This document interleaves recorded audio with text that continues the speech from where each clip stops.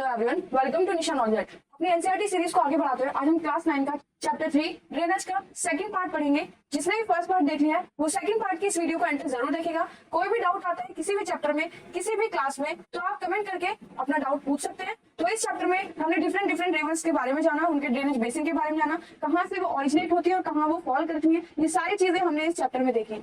आज भी इसी तरह से कुछ अदर रिवर्स के बारे में हम देखेंगे। तो चलिए स्टार्ट करते हैं अपनी वीडियो को। जो भी हमारे चैनल पे आ रहे हैं, जो भी हमारे इस वीडियो पे है, लाइक शेयर सब्सक्राइब जरूर कीजिएगा। चैनल के बेल आइकन को जरूर प्रेस कीजिए ताकि आगे आने वाली वीडियोस की नोटिफिकेशन आपको मिल पाए।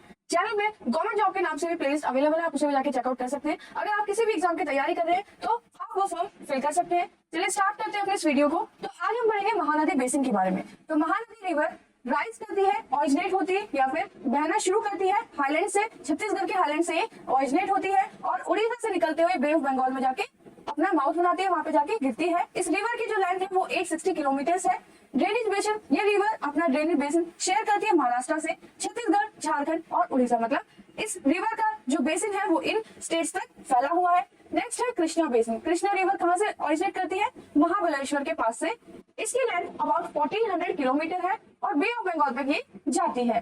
तुंगभद्रा एंड द कोयना, घाटप्रभा, मूसी, भीमा, ये सारे कृष्णा रिवर्स की ट्रिब्यूटरीज हैं। तो इनको आपको याद करना होगा। जितने भी रिवर्स है सबके लेफ्ट बैंक और राइट बैंक ट्रिब्यूटरीज क्या होती है, डिस्ट्रीब्यूटरी क्या होती है, डेल्टा क्या होता है, ये सारी चीजें हमने पढ़ी है। तो जितनी भी ट्रिब्यूटरीज है सारे मेन रिवर्स की, उनको आपको याद करना होगा। It's drainage basin shared by Maharashtra, Karnataka and Andhra Pradesh तक फैला हुआ है। नेक्स्ट रिवर आती है कावेरी बेसिन। ये सारे रिवर्स हमने लास्ट क्लास में इंडिया में कहाँ है, कहाँ इनकी जगह है, कौन सी स्टेट है, मैप के थ्रू हम देख चुके हैं। तो जिसने भी लास्ट वीडियो नहीं देखी है तो आप वो चैनल पे जाके देख सकते हैं। कावेरी रिवर राइज करती है ब्रह्मगिरी से, जो कि वेस्टर्न घाट्स की रेंज है और ये फिर बे ऑफ बंगाल तक जाती है और साउथ में तमिलनाडु तक ये इसका बेसिन है। टोटल लेंथ है रिवर की 760 किलोमीटर। इसकी मेन ट्रिब्यूटरीज कौन कौन सी? अमरावती, भवानी, हेमावती और कावेरी। नेक्स्ट देखते हैं कावेरी बेसिन। तो कावेरी रिवर ऑरिजिनेट करती है, राइज करती है ब्रह्मगिरी रेंज से वेस्टर्न घाट्स में और ये बे ऑफ बंगाल तक जाती है साउथ के कुडलोर से होती हुई, जो कि तमिलनाडु में है। टोटल लेंथ जो है इस रिवर की वो 760 किलोमीटर है। इसकी मेन ट्रिब्यूटरीज है अमरावती, हेमावती, भवानी और काबिनी। इसका जो बेसिन पार्ट है वो कर्नाटक, केरला और तमिलनाडु तक फैला हुआ है। एक डू यू नो देखते हैं कावेरी रिवर के बारे में।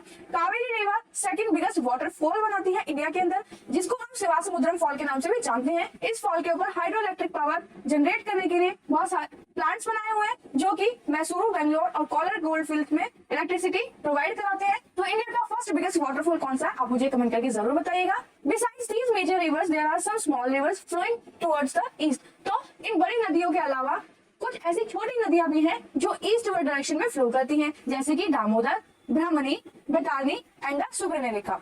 ये कुछ नोटेबल एग्जांपल्स हैं और इनको आप क्या करेंगे, मैप में प्लॉट करेंगे। ये एक्टिविटी है, तो इन रिवर्स को आप मैप में प्लॉट करने की कोशिश कीजिएगा। 70% जो वर्ल्ड का सरफेस है वो वाटर से कवर हो रखा है, जिसमें कि 97% जो वाटर है सॉल्टी है और 3% जो वाटर है वो फ्रेश वाटर है और उसमें से भी जो 3/4 पानी है वो आइस कैप में ट्रैप्ड है, मतलब ग्लेशियर्स के रूप में अवेलेबल है। नेक्स्ट देखते हैं लेक्स क्या होंगे। तो लेक्स हम प्रीवियस क्लास में पढ़ चुके हैं। कुछ नई बातें यहाँ पे देखते हैं कि वैली ऑफ कश्मीर लेक के लिए बहुत फेमस है। जैसे कि वहाँ पे एक फेमस डल लेक है जिसमें हाउस बोट चलाई जाती हैं, शिकारा चलाए जाते हैं, जो कि थाउजेंड्स ऑफ टूरिस्ट को अट्रैक्ट करते हैं हर साल। ठीक है। Similarly you may have visited some other tourist spot near lake and enjoyed boating, swimming and other water games. तो अगर आप कभी भी इन लेक्स के आसपास आपने विजिट किया है तो आपने देखा होगा कि वहाँ पे बहुत सारी इस तरह की एक्टिविटीज एंजॉय की जाती है। ऐसी एक्टिविटीज वहाँ पे अवेलेबल होती हैं। Imagine that if Srinagar, Nainital and other tourist places did not have a lake. Imagine कीजिए कि श्रीनगर, नैनीताल जैसी जितने भी टूरिस्ट प्लेस अगर यहाँ पे लेक्स ना होती तो क्या होता। ये जितने अट्रैक्टिव अब है ये प्लेसेस तभी उतने अट्रैक्टिव होते या नहीं। Try to know the importance of lake in making a place attractive to the tourist. तो आपने कभी इस चीज को जानने की कोशिश की है कि किसी भी टूरिस्ट प्लेस पे एक लेक का क्या इंपॉर्टेंस होता है। Apart from the attraction of tourist, lakes are also useful to human being in many ways. तो इस टूरिस्ट के हिसाब से सोचने के अलावा हम ये भी देखते हैं कि नॉर्मल ह्यूमन बीइंग्स के लिए लेक्स कितनी ज्यादा इंपॉर्टेंट होती है। फ्रेश वाटर का सोर्स होती है, तो फ्रेश वाटर बहुत सारी एक्टिविटीज में भी यूज किया जाता है। एज यू नो कि फ्रेश वाटर कितना ज्यादा इंपॉर्टेंट है सभी तरह की डाइवर्सिटी के लिए, सभी तरह के लिविंग ऑर्गेनिज्म के लिए। लेक्स का जो लार्ज एक्सटेंट है उनको हम सीज बोलते हैं, जैसे कि कैस्पियन सी, डेड सी और अराल सी। मतलब जब ये लेक्स बड़े लेवल पे या बड़े बिगेस्ट एरिया में पाई जाती हैं तो वो कैस्पियन सी, डेड सी और अराल सी इन तरह के नामों से जानी जाती हैं। तो ये कहाँ पड़ते हैं, ये वर्ल्ड के मैप में आप इनको जरूर प्लॉट कीजिएगा। ये जो लेक्स होती है वो ओशन और सीज से छोटी होती है, लेकिन नॉर्मल जो लेक है उससे इसका एरिया बहुत ज्यादा बड़ा होता है। इंडिया मैनी लेक्स, इंडिया में बहुत लेक है जो कि एक दूसरे से डिफर करती है साइज में और उनकी कैरेक्टरिस्टिक्स भी अलग अलग है। तो कुछ लेक्स होती है परमानेंट और कुछ लेक्स ऐसी होती है जिसके अंदर सिर्फ रेनी सीजन में पानी आता है, जैसे कि इनलैंड ड्रेनेज बेसिन जो होते हैं जो कि सेमी एरिड रीजन में मिलते हैं, जिनमें सिर्फ जब बारिश आएगी उन लेक्स में तभी वहां पे जो पानी भरेगा वही अवेलेबल होगा।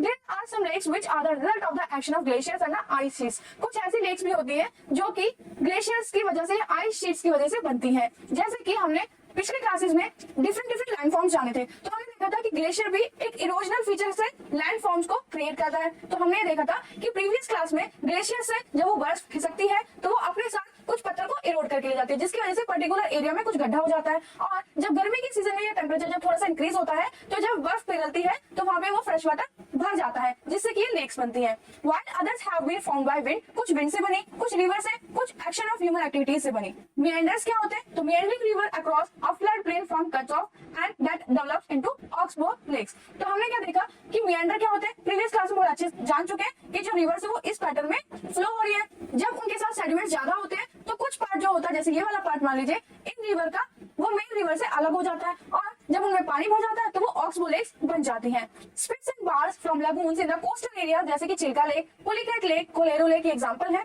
Lakes in the region in inland drainage are sometimes seasonal. जो इनलैंड लेक्स होती हैं, मतलब जो जमीन के बीच में होती है, मतलब आसपास जहाँ पे ना ओशन है ना ही रिवर है जिसके अंदर उसमें पानी आएगा, वो कैसी होती है, सीजनल होती है। मतलब पानी का सोर्स वहां पे ना तो किसी मेन रिवर से आ सकता है ना ही सी के थ्रू, तो जब बारिश होगी तभी वहां पे जो पानी भरता है, इस तरह की लेक्स को सीजनल लेक्स बोलते हैं। जैसे कि एक एग्जांपल है सांबर लेक राजस्थान में, जिसमें बहुत ज्यादा सॉल्ट पाया जाता है, सॉल्ट वाटर लेक भी हम उसको बोलते हैं, और वहां से सॉल्ट प्रोड्यूस किया जाता है। बहुत सारे fresh water lake Himalayan region में मिलती है जिसका ओरिजिन ग्लेशियर से हुआ है। अदर वर्ड्स में हम कहें कि ग्लेशियर्स जब डग आउट हो जाते हैं, उसमें गड्ढे हो जाते हैं, तो उनके अंदर टेम्परेचर बढ़ने की वजह से जो स्नो मेल्ट होती है उसकी वजह से पानी भर जाता है। जैसे कि एग्जांपल में है वुलर लेक, कहा कि जम्मू एंड कश्मीर में जो स्थित है। In contrast is the result of tectonic activity. कुछ लेक्स ऐसे भी होती है जो कि टेक्टोनिक एक्टिविटीज की वजह से बनती है। टेक्टोनिक एक्टिविटीज क्या होती है ये भी हम अच्छे से प्रीवियस क्लासेस में पढ़ चुके हैं, तो आप जाके वो चैप्टर्स देख सकते हैं। डल लेक, भीमताल, नैनीताल, लोकताक, ब्रह्मपानी, ये सारे इंपॉर्टेंट फ्रेश वाटर लेक्स हैं। इनके अंदर फ्रेश वाटर अवेलेबल है। अपार्ट फ्रॉम नेचुरल लेक, अब हम बात करते हैं उन लेक्स के बारे में जो कि नेचुरल लेक्स नहीं है, जैसे कि the damming of the rivers for the generation of hydel power has also led to the formation of lakes. तो हाइडल पावर को जनरेट करने के लिए जो डैम बनाए जाते हैं उनसे भी कुछ लेक्स का निर्माण होता है, जैसे कि गुरु गोविंद सागर, भाखड़ा नागर प्रोजेक्ट जो है उसकी वजह से एक्टिविटी दी है कि आपको एक लिस्ट बनानी है आर्टिफिशियल लेक की और नेचुरल लेक्स की। तो आर्टिफिशियल लेक्स वो लेक्स होती है जो कि किसी ह्यूमन एक्टिविटीज के थ्रू बन जाती हैं, और ये आपको मैप में प्लॉट करना है। Lakes are of great value to human beings. A lake help to regulate the flow of river. तो एक लेक क्या करती है, जो रिवर का फ्लो होता है उसको कम या ज्यादा कर सकती है। कैसे कि मान लीजिए अगर रिवर में ज्यादा पानी आ रहा है तो वो लेक में जाके डिस्ट्रीब्यूट हो जाएगा, जिससे जो मेन रिवर का पानी है वो कम हो जाएगा और जो फ्लड आने की जो कंडीशंस है वो भी कम हो जाएंगी। ड्यूरिंग हैवी रेन्स, जब भी ज्यादा बारिश होती है तो ये लेक प्रिवेंट करती है मेन रिवर को फ्लड लाने से, और ड्राई सीजन में भी ये मेंटेन करती है रिवर के फ्लो को। कैसे कि ड्राई सीजन में मान लीजिए पानी कम है, कुछ एरियाज ऐसे होते हैं कि लेक्स के आसपास होते हैं, वहां पर जो फ्रेश वाटर का सोर्स होते हैं वो यही लेक्स होती है। Lakes can also be used to develop hydel power, they moderate the climate of the surroundings, ठीक है, maintain the aquatic system, enhance the natural beauty and help develop tourism और प्रोवाइड रिक्रिएशंस। तो इन सारी activities के लिए lakes बहुत ज्यादा इंपॉर्टेंट है। तो ये सारे एक उसके यूज बताए हैं, एडवांटेज बताए हैं किसी भी लेक के, ठीक है। Role of rivers in the economy, economy में रिवर्स का क्या रोल है। अब हम क्या देखेंगे कि जो फ्रेश वाटर है वो कहाँ से मिलता है, लेक से मिलता है, रिवर से मिलता है, ठीक है। एक्टिविटीज हो चाहे लिविंग ऑर्गेनिज्म हो, सबके लिए फ्रेश वाटर बहुत ज्यादा इंपॉर्टेंट है। जितनी भी इंडस्ट्रीज होती है उसमें कहीं ना कहीं पानी की जरूरत जरूर पड़ती है। तो फैक्ट्रीज क्या करती है, डायरेक्टली किसी भी कंट्री की या पूरे वर्ल्ड की जितनी भी कंट्रीज हैं सबकी इकोनॉमिक एक्टिविटीज में हेल्प करती हैं, इंडस्ट्रीज में हेल्प करती है, इकोनॉमिक डेवलपमेंट में हेल्प करती हैं, और बाकी सारी चीजें देखते हैं। Rivers have been a fundamental importance throughout the human history. Human history में रिवर्स क्या है, फंडामेंटल इंपॉर्टेंस के रूप में। कैसे, water from rivers is basic natural resource है, एसेंशियल है सभी ह्यूमन एक्टिविटीज के लिए। Therefore river bank have attracted settlers from ancient time. तो एशियन टाइम से हम क्या देखेंगे कि जो ज्यादा से ज्यादा सेटलमेंट हमने देखी प्रीवियस क्लास में हिस्ट्री के चैप्टर्स में हमने पढ़ा है कि पहले क्या होता था कि रिवर्स के आसपास ही सारे लोग ज्यादातर सेटल होते थे, गांव बनते थे, क्योंकि वहां पे पानी की अवेलेबिलिटी होती है और सारी जो एक्टिविटीज है मोस्टली वो पानी की हेल्प से ही होती है। तो these settlement have now become big cities. अब क्या है, वही जो पहले गांव थे अब उन्होंने बड़ी बड़ी सिटीज का रूप ले लिया है जो रिवर्स के किनारे हमें बैंक पे मिलते हैं। एक लिस्ट बनाइए ऐसी कुछ स्टेट्स में जिनमें से रिवर बहती है, फ्लो करती है, और कौन कौन सी सिटीज वहां पे बस चुकी हैं उस बैंक के साइड में या फिर किनारों पे। ठीक है, यूजिंग रिवर्स, रिवर का यूज क्या होता है इरिगेशन में, नेविगेशन में, हाइड्रो पावर जनरेशन में, और स्पेशल सिग्निफिकेंस जो है particularly to country like India, India के लिए कुछ स्पेशल सिग्निफिकेंस क्या है कि वो एग्रीकल्चर एक्टिविटीज में सबसे ज्यादा मेजर रोल प्ले करती है।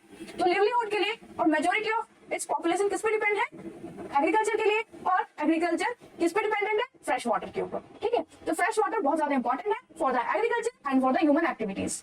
रिवर पॉल्यूशन जो कि सबसे ज्यादा हॉट टॉपिक है इस क्लाइमेट चेंज का, क्यों, क्योंकि जो रिवर है उसका पानी हमें लोगों के लिए, लिविंग बींग्स के लिए बहुत ज्यादा इंपॉर्टेंट है, जिसमें से जो ह्यूमन बींग्स है वो सबसे ज्यादा मेजर रोल प्ले करते हैं इसको गंदा करने में, इसको पॉल्यूटेड करने में, जिसको बचाने के लिए, मतलब इन रिवर्स को पॉल्यूशन से बचाने के लिए बहुत सारे प्रोग्राम चलाए गए हैं, जैसे कि नमामि गंगे, नमामि नर्मदा। तो इस तरह के प्लान्स हेल्प कर रहे हैं, या फिर रिवर्स को क्लीन करने के लिए प्रोजेक्ट है जो कि गवर्नमेंट की तरफ से चलाए जा रहे हैं। The growing domestic municipal industrial and agriculture demand for water from reverse naturally affect the quality of water. तो ये सारी जो एक्टिविटीज है ये क्वालिटी ऑफ वाटर को अफेक्ट करती है, जैसे कि इंडस्ट्रियल वेस्ट और एग्रीकल्चर एक्टिविटीज में जो हम केमिकल्स यूज करते हैं वो सारा कहाँ जाता है, रिवर्स में जाता है, जिससे रिवर्स पॉल्यूटेड होती है। Result more and more water being drained out of the reverse reducing there volume. और ज्यादा से ज्यादा पानी जब रिवर से लिया जा रहा है तो उनका जो एक्चुअल अमाउंट है, जो वॉल्यूम है वाटर का, वो भी कम होता जा रहा है। तो ये नेशनल रिवर कंजर्वेशन प्लान है एनआरसीपी, जिसमें रिवर्स को क्लीन करने के लिए ये लॉन्च किया है, जिसमें एक गंगा एक्शन प्लान है जो 1985 से लॉन्च किया गया। The Ganga action plan was expanded to cover other rivers. अब गंगा एक्शन प्लान में अदर रिवर्स के ऊपर भी फोकस किया जा रहा है, उनको भी कंजर्व किया जा रहा है। एनआरसीपी 1995 में ये लॉन्च हुई। इसका ऑब्जेक्टिव है कि जो वाटर की क्वालिटी है उसको इंप्रूव किया जाए, जो कि मेजर सोर्स होती है किसी भी कंट्री का, उसकी जो पॉल्यूशन है उसको कम कर सके। Untreated sewage industrial effluent are imparted into the rivers। तो untreated sewage जो होता है इंडस्ट्रीज का, वो रिवर्स में छोड़ दिया जाता है, जिसकी वजह से जो वाटर की क्वालिटी है वो अफेक्ट होती है, और जो रिवर की सेल्फ क्लींजिंग कैपेसिटी है वो भी अफेक्ट होती है। जैसे कि given the adequate stream flow the Ganga water is able to dilute and assimilate. जो किसी भी रिवर का या गंगा रिवर का जो एक स्ट्रीम फ्लो है, जो फ्लो करती है, जिसकी वजह से बहुत सारी इंप्योरिटीज जो होती है वो डाइल्यूट हो जाती है, एसिमुलेट मतलब नीचे बैठ जाती है, जिससे पॉल्यूशन का लोड कम हो जाता है। लेकिन जब हम बिग सिटीज की बात करते हैं तो आप देखेंगे कि pollution load with in 20 kilometre of large cities, मतलब जो पॉल्यूशन का लोड है वो बहुत ज्यादा बढ़ जाता है। अप्रोक्स यहाँ पे 20 किलोमीटर लोड बताया गया है। But the increasing urbanization and the industrialization do not allow it happen and the population level of many rivers has been rising। तो जो increasing urbanization है और population जो increase हो रही है, industrialization जो increase हो रहा है, उससे जो किसी भी रिवर की जो सेल्फ क्लेंजिंग कैपेसिटी है वो कम हो जाती है। क्यों? क्योंकि जैसे जैसे पॉपुलेशन बढ़ रही है रिवर्स के अंदर उतना ही पॉल्यूशन बढ़ता जा रहा है, जिसकी वजह से रिवर्स खुद को क्लीन नहीं कर पाती है। Concern over rising population in our rivers led to launching of various action to clean the rivers. तो बहुत सारे ऐसे एक्शंस को, प्रोग्राम्स को लॉन्च किया गया है to clean the river. Have you heard about such action plan? कुछ ऐसे एक्शन प्लान के बारे में आपने सुना तो आप बताइएगा जरूर। Our health get affected by the polluted river। River के वाटर के अफेक्ट होने की वजह से हमारी हेल्थ भी अफेक्ट होती है। जो रिवर का पानी है उसी को हम अपने घरों में यूज करते हैं, पानी पीने में यूज करते हैं, पौधों के लिए यूज करते हैं, बाकी जो और एक्टिविटीज होती है उसमें हम उसी पानी को यूज करते हैं, क्योंकि रिवर ही तो हमारा फ्रेश वाटर सोर्स है फॉर आवर डेली लाइफ। ठीक है, तो वो कहीं ना कहीं वही पानी हमारी हेल्थ को इम्पैक्ट कर रहा है, क्योंकि सारा खाना, कुकिंग एक्टिविटीज जो होती है, ड्रिंकिंग वाटर जो होता है वो सारा हमारे बॉडी के अंदर ही जाता है, और जब पॉल्यूटेड वाटर आपकी बॉडी के अंदर जाएगा तो बॉडी के ऑर्गन्स को अफेक्ट करेगा। Think about life of human beings without fresh water. उन ह्यूमन बीइंग्स के बारे में सोच के देखिए जिनकी लाइफ में पानी की कमी है या पानी नहीं है। जैसे कि ये जो एक्टिविटी आप क्लास में करेंगे इस टॉपिक के ऊपर, तो आप क्या देखेंगे, मोस्टली राजस्थान या फिर हरियाणा का कुछ एरिया ऐसा देखेंगे जहाँ पे पानी की बहुत ज्यादा कमी है, और एक मटका फ्रेश पानी के लिए भी लोगों को, लेडीज को बहुत दूर तक जाना पड़ता है। डिस्कस कर लेते हैं। राइट आंसर आपको चूज करना है। In which of the following state is the Wular lake located? Wular lake कहाँ पर लोकेटेड है? उत्तर प्रदेश में, राजस्थान, पंजाब में, या फिर जम्मू एंड कश्मीर में। नेक्स्ट देखते हैं, the river Narmada has its source at. Narmada river का सोर्स कहाँ से है, कहाँ से वो ऑरिजिनेट हुई, कहाँ से वो राइज हुई है? तो इसका आंसर आप मुझे कमेंट करके बताएंगे, क्योंकि हमने चैप्टर में डिस्कस किया। Which of the following lakes is a salt water lake? कौन सी लेक है जो सॉल्ट वाटर लेक है? तो हमने पढ़ा राजस्थान में sambar lake. Which of the following is the longest river of the Peninsula India? Peninsula India की सबसे लॉन्गेस्ट रिवर कौन सी है? इसका आंसर भी आप मुझे कमेंट करके जरूर बताएंगे, क्योंकि सारे जितने भी रिवर्स हैं उनका हमने ऑरिजिन, वो कहाँ तक फ्लो करती है, क्या उनकी लेंथ है, क्या उनका बेसिन है, सब हम डिस्कस कर चुके हैं। Which one amongst the following river flows through uh rift valley? कौन सी ऐसी रिवर है जो रिफ्ट वैली के थ्रू बहती है? तो इसका आंसर भी आप मुझे कमेंट करके बताएंगे। ये आंसर्स मैंने कमेंट करने के लिए इसलिए बोला क्योंकि हमने चैप्टर में अच्छे से पढ़े, तो इनको जब आप कमेंट करके आंसर करेंगे तो आपका एक रिकॉल हो जाएगा इस चैप्टर के लिए, ठीक है। आंसर फॉलोइंग क्वेश्चन देखते हैं ब्रीफ में। What is mean by water divide? Water divide क्या होता है, कुछ एग्जांपल बताएंगे आप। तो वाटर डिवाइड हमने बहुत अच्छे से एक डायग्राम के थ्रू देखा है, कोई प्रॉब्लम आती है तो आप कमेंट करके जरूर पूछिएगा। तो वाटर डिवाइड होता है कि जब कोई मेन रिवर आ रही है और बीच में कोई ऐसा एरिया, ऐसा लैंड सरफेस जो थोड़ा सा उठा हुआ है, मेन रिवर जहां से आ रही है उस एरिया के अकॉर्डिंग, तो वो रिवर क्या करती है, उस उठे हुए एरिया के हिसाब से अपना पानी डाइवर्ट कर लेती है। तो इसी को हम क्या कहते हैं, वाटर डिवाइड बोलते हैं। तो एग्जांपल आप देंगे, चैप्टर में हमने पढ़ा हुआ है which is the largest river basin in India, तो वो भी हमने पढ़ा है, बेसिन देखा है हर रिवर का, और कौन कौन सी स्टेट से फ्लो करती है वो सारी चीजें हमने इसमें पढ़ी है। Where do the river Indus and Ganga have their origin? Indus और गंगा का ओरिजिन कहां से, सिर्फ इतना बताना है आपको। तो आपको ये हिमालयन रीजन में जो ग्लेशियर्स है वहां से आपको बताना होगा। जैसे गंगा रिवर का होता है गंगोत्री ग्लेशियर से, सेम उसी तरह से इंडस का भी आप मुझे बताएंगे कि इंडस रिवर का ओरिजिन कहां से हुआ। नेक्स्ट क्वेश्चन में देखते हैं क्या पूछा है। तो नेक्स्ट क्वेश्चन में गंगा की 2 हेड स्ट्रीम और वो कहां पे मिलती है ये पूछा है। Why does the Brahmaputra in its Tibetan part have less silt despite a longer course? Brahmaputra river जो टिबेटियन पार्ट में ये फ्लो करती है उसमें कम सिल्ट होता है, लेकिन अब क्या देखेंगे कि उसका जो कोर्स है वो बहुत ज्यादा लंबा है, ऐसा क्यों है। Which two peninsular river flow through throw, तो कौन कौन सी पेनिनसुलर रिवर्स है जो थ्रो से फ्लो करती है। स्टेट्स ऑफ इकोनॉमिक बेनिफिट बताने हैं रिवर्स और लेक्स के, जो हमने देखा कि टूरिस्ट एक्टिविटीज को बहुत ज्यादा इन्फ्लुएंस करती है। इकोनॉमिक एक्टिविटीज में रिवर्स और लेक्स बहुत ज्यादा रोल प्ले करते हैं। हाइड्रो पावर प्लांट्स भी यहाँ पे लगाए जाते हैं, तो ये सारे इंपॉर्टेंस है लेक्स की। नेक्स्ट क्वेश्चन में बताना है, ये जो 2 कैटेगरीज दी है आपको इनमें से बताना है कि कौन सी रिवर्स यहाँ पे नेचुरल है, कौन सी यहाँ पे ह्यूमन मेड है। जैसे कि गोविंद सागर आर्टिफिशियल है, निजाम सागर आर्टिफिशियल है। तो इसी तरीके से ये एग्जांपल्स हैं, इनको जरूर कीजिएगा। चैप्टर में हमने सारी लेक्स के बारे में पढ़ा है, तो आप अच्छे से इनके आंसर्स कर पाएंगे, तो आपका ये एक रिकॉल हो जाएगा इस चैप्टर का, जो कि बहुत ज्यादा इंपॉर्टेंट है। और इवन ये कॉम्पिटिटिव एग्जाम्स में भी इसमें से क्वेश्चंस पूछे जाते हैं। Discuss significant difference between the Himalayan and the peninsular river. तो हम क्या देखेंगे, जो हिमालयन रिवर है वो बहुत ज्यादा लंबी होती है, उनका बेसिन बहुत ज्यादा होता है, बहुत सारे सेडिमेंट्स वो लेकर आती है अपने साथ, वाटरफॉल बनाती है, पूरी साल इनमें पानी रहता है। बल्कि जो पेनिनसुलर रिवर है हिमालयन रिवर के हिसाब से उनका जो कोर्स है, बेसिन है, वो छोटा होता है, पानी उनमें कम होता है। हिमालयन रिवर्स डेल्टा की फॉर्मेशन करती है, पेनिनसुलर डेल्टा की फॉर्मेशन नहीं करती है। तो ये सारे डिफरेंस हमने चैप्टर में भी देखे, तो आप इसी तरीके से इसमें डिफरेंस बताएंगे। कंपेयर करेंगे ईस्ट फ्लोइंग रिवर्स को और वेस्ट फ्लोइंग रिवर्स को पेनिनसुलर प्लेट्यू में, जिसमें कि नर्मदा तापी के बारे में बताएंगे, कृष्णा गोदावरी महानदी रिवर्स के बारे में आप बताएंगे। नर्मदा तापी रिवर जो है वो छोटी रिवर है जो कि अरेबियन सी में जाके गिरती है। बाकी जो और रिवर्स है जैसे कि नर्मदा, कृष्णा, वो बे ऑफ बंगाल में जाके गिरती है। तो ये सारे आपको कंपेयर करना है ईस्ट फ्लोइंग और वेस्ट फ्लोइंग रिवर्स के बारे में, और क्यों ये ईस्ट और वेस्ट डायरेक्शन में शिफ्ट हुई है। Why are rivers important for the country economy? तो ये क्वेश्चन हम डिस्कस कर चुके हैं पहले। जितनी भी एक्टिविटीज है, जितने भी क्वेश्चंस आपसे कमेंट करके पूछे, आंसर करने की जरूर कोशिश कीजिएगा। कहीं भी डाउट आता है किसी भी चैप्टर में तो आप कमेंट करके तभी पूछ सकते हैं। इस वीडियो को यहीं खत्म करते हैं, चैप्टर भी इसी के साथ यहाँ पे एंड हो चुका है। वीडियो को लाइक और शेयर जरूर कीजिएगा ताकि आपके फ्रेंड्स की भी हेल्प हो सके। सब्सक्राइब कर लीजिए चैनल को ताकि सारी वीडियोस आगे आने वाली आपको मिलती रहे। बेल आइकन को जरूर प्रेस कीजिए ताकि जब भी वीडियो अपलोड हो तो आपके पास नोटिफिकेशन आ सके। बाकी और क्लासेस के चैप्टर्स भी अपलोड कर दिए हिस्ट्री से, साइंस से, तो आप वो भी जाके देख सकते हैं। All the best and thank you.